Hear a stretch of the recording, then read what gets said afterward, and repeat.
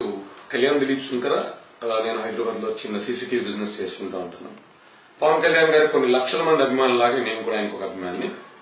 ఈ రోజులో మీ ముందుకు రావడానికి గల కారణం వైఎస్ఆర్సీపీకి సంబంధించిన కొంతమంది పెచ్చ అభిమానులు ఫేస్బుక్ లో పెడుతున్న పెచ్చ పోస్టులకు సంబంధించి ప్యాసేజ్ కొద్ది రిప్లై ఇవ్వలేక క్లుప్తంగా వాళ్ళకి అర్థమయ్యేది చెప్దామని నా చిన్న ప్రయత్నం.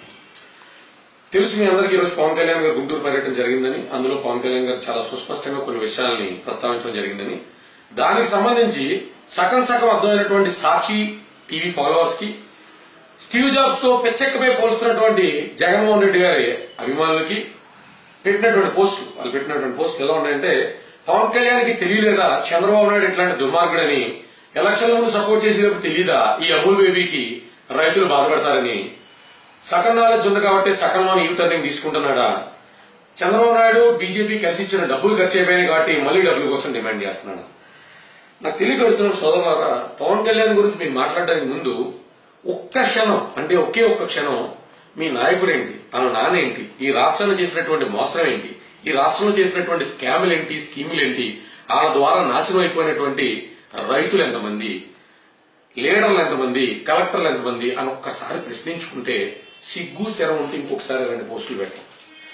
వ్యాంపిక్ అనేటువంటి ఒక్క స్కామ్ గురించి, మన ఎంఆర్ గురించి మాడుకోవద్దు, ఓఎంసీ గురించి మాడుకోవద్దు, లేపాక్షి గురించి మాడుకోవద్దు, వ్యాంపిక్ అనే ఒకే ఒక్క స్కామ్ కి సంబంధించి మీ నాయకుడికి సంబంధం లేదని మీ సాక్షులు మీరే డప్పు కొట్టేసుకున్నారు. పోనీ మీ నాయకుడు వాళ్ళ తండ్రికి ఏమైనా సంబంధం ఉందా, స్వర్గీయ రాజశేఖర రెడ్డి గారికి సంబంధం ఉందా?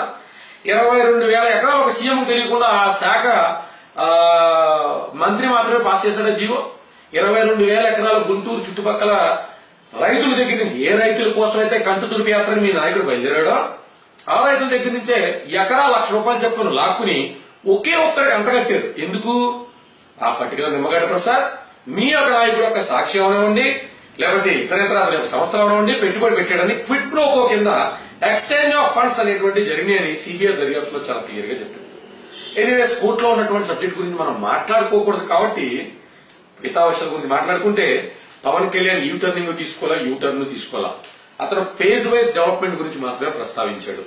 సింగపూర్ లాంటి ఒక అద్భుతమైనటువంటి దేశాన్ని మనం నమూనాగా తీసుకుంటున్నప్పుడు, ఎగ్జాంపుల్ గా తీసుకుంటున్నప్పుడు, ఆ దేశం ఎలాగైతే 8,000 నుంచి 9,000 ఎకరాలతో స్టార్ట్ చేసి ఈ రోజు 15,000 ఎకరాల విస్తీర్ణంలో తన యొక్క అద్భుతమైనటువంటి రాజధాని నిర్మించుకుందో, అద్భుతమైన దేశాన్ని నిర్మించుకుందో, అలాంటి ఒక ఎగ్జాంపుల్ గా తీసుకుని మనం ఎందుకు తక్కువ శాతం ల్యాండ్స్ తో స్టార్ట్ చేసి ఫేజ్ వైజ్ డెవలప్మెంట్ లో 30,000కి వెళ్ళొచ్చు కదా, ఒకేసారి తీసుకోవడం ఎందుకని తన భావనని, తన ఒక ఆలోచనని వ్యక్తపరిచాడు.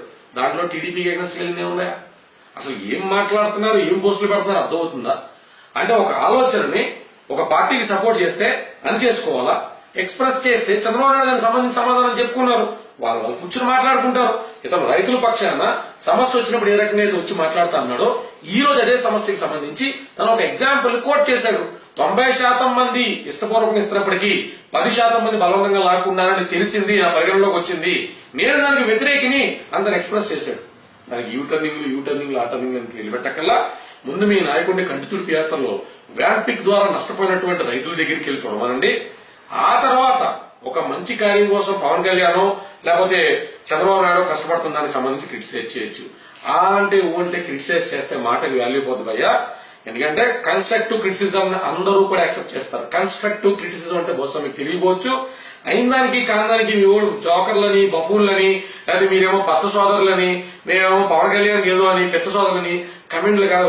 ముందు మీరేంటి, మీ నాయకుడు ఏంటి, 10 సంవత్సరాల్లో 1,000 కోట్లు స్కామ్ చేసినటువంటి వ్యక్తి, అతనికి ఓ ఫాలోషిప్, మీరు ఓ ఫాలోవర్స్, మీరు పవన్ కళ్యాణ్ గురించి కామెంట్ చేస్తే దెయ్యాలు వేదాలు వాళ్ళు ఇచ్చినట్టు, పతితలు వచ్చి ప్రాతిపత్యం గురించి మాట్లాడినట్టు నాన్న.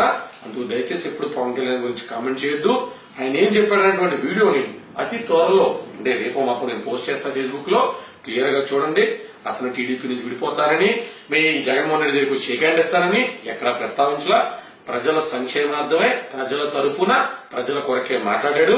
అలా మాట్లాడకూడదని మీ చట్టంలో, మీ సాక్షి రాసినటువంటి కాన్స్టిట్యూషనల్ లాస్ లో ఉంటే దయచేసి అది మీ వరకు పెట్టుకోండి. పవన్ కళ్యాణ్ మాత్రం అకారణంగా కామెంట్ చేసి ఇప్పటికే దిగజారిపోయిన మీ స్థాయిని మరింత దిగజార్చుకోకండి. అదవుతుందా? కుక్క మురిగితే జంగం దేవర పరువు పోదు. అలాగే మీరు ఎన్ని మురిగినా పవన్ కళ్యాణ్ స్టేటస్ ఏంటో, స్టాండర్డ్ ఏంటో అఖండ ఆంధ్ర ప్రేక్షకులకి, ఆంధ్ర ప్రజలకి, ఓటర్ మహాశయులకి తెలుసు. అతి త్వరలో 2018లో ఇండివిజువల్ గా అరంగేట్రం జరగచ్చు, టీడీపీతో జరగచ్చు, బీజేపీతో జరగచ్చు. ప్రజా సంక్షేమం కొరకే ఎలాంటి స్టెప్ అయినా పవన్ కళ్యాణ్ గారు తీసుకోవడానికి రెడీ అవుతారు. ఆయన అభిమానుల కింద ఆయన వెంట మేము కూడా ఉంటాం. రాజకీయం అంటే మంత్రులు పెట్టి కలెక్టర్లు వాడుకుని ప్రజల ఎకరాలు దోచుకోవడం కాదు, ప్రజాక్షేమం కొరకు పోరాడనే మా సిద్ధాంతానికి మేము కట్టుబడి ఉంటాం. అందుకు ఎప్పుడైనా ప్రశ్నిస్తాం. మీరు మాట్లాడతారక్కడే పవన్ కళ్యాణ్ ప్రశ్నిస్తాను ఏమైనా మీకు చెప్తారండి రా, మీ దగ్గర రోజు వస్తానని కమిట్మెంట్ ఇచ్చారండి రా. అస్తమానం పవన్ కళ్యాణ్ రావడానికి, యాత్రలు చేయడానికి లక్షల కోట్లు స్కామ్ చేయలేదు. మాకు డీజిల్ ఖర్చులకి డబ్బులు ఫ్రీగా రావట్లేదు, మీ ఊరికి వస్తున్నట్టు. అది ఎప్పుడు రావాలో సమయం సందర్భానుసారం పవన్ కళ్యాణ్ వచ్చి ఈ రోజు వచ్చిన విధంగా ఖచ్చితంగా మాట్లాడతాడు. అందుకు పెచ్చ కామెంట్లు, సీఎం ఫ్లూ అనేటువంటి వ్యాధితో బాధపడతా మీ నాయకుడు మీరు కూడా ఇలాంటి అర్థం పర్థం లేని పోస్టులు పెట్టడానికి సాహసించొద్దు. జై జనసేన.